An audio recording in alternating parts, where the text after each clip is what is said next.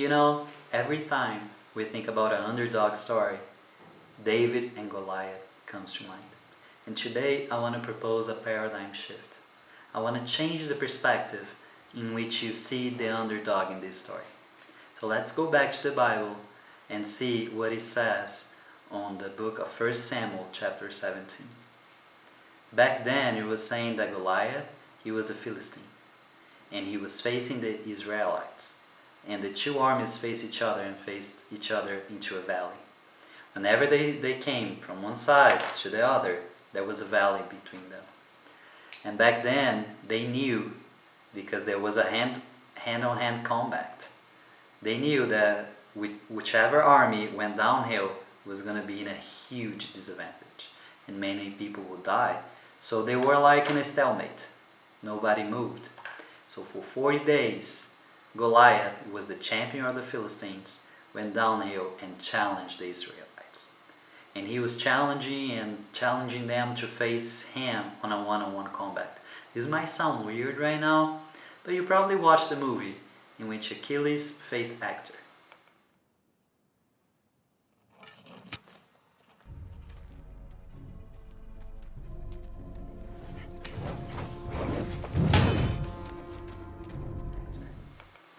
And back then, that was a famous method or way in which the armies, they resolved their conflicts whenever there was a stalemate. They chose one champion each to face each other in a hand-to-hand combat, to the death. And whoever wins, the army would win too. So they would spare lives, but the other side was going to be enslaved.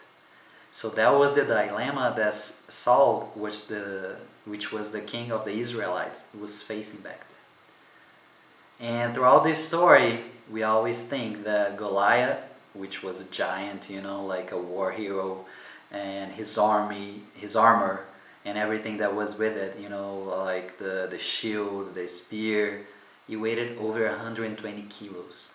So it was massive. And he would put fear on everyone.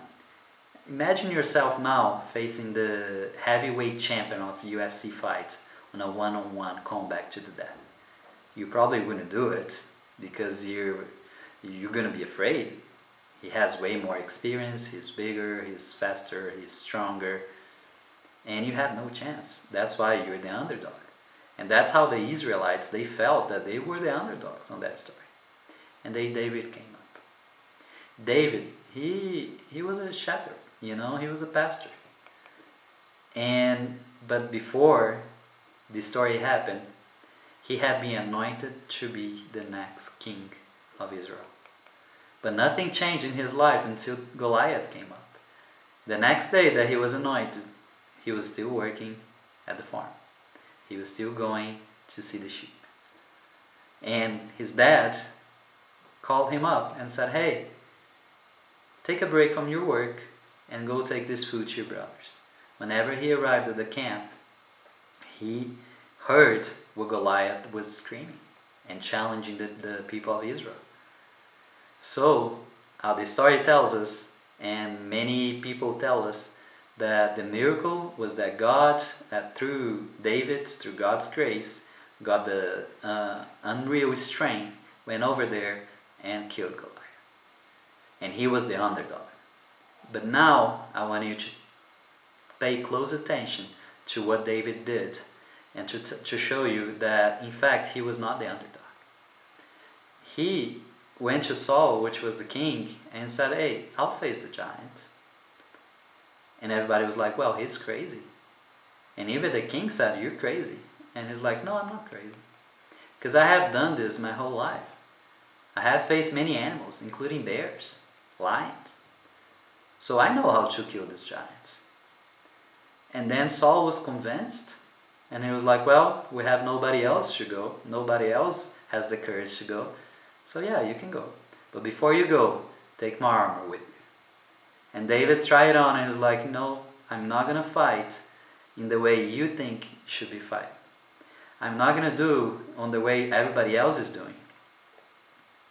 I have a history of doing something different. I was never a warrior.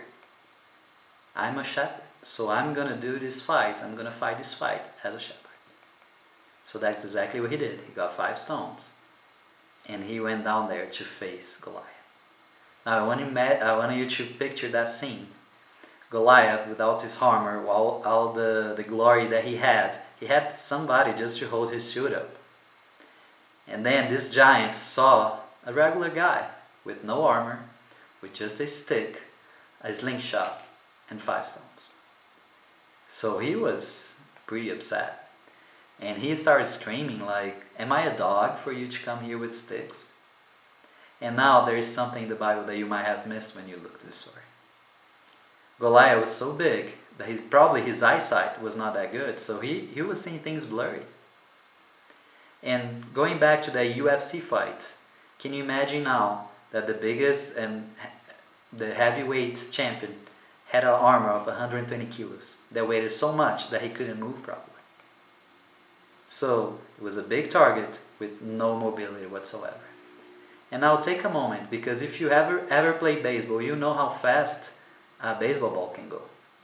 Over 100 miles an hour. And that's because of kinetic force. The more rotation you have, more speed you have, the more strong the projectile is.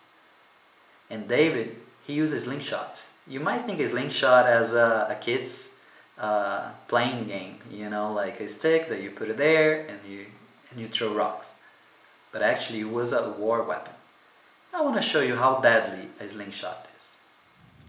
The Aztecs used uniformly rounded clay balls and stones as projectiles for the sling. These traveled at more than 240 kilometers per hour. Their consistent size and weight made them accurate and deadly.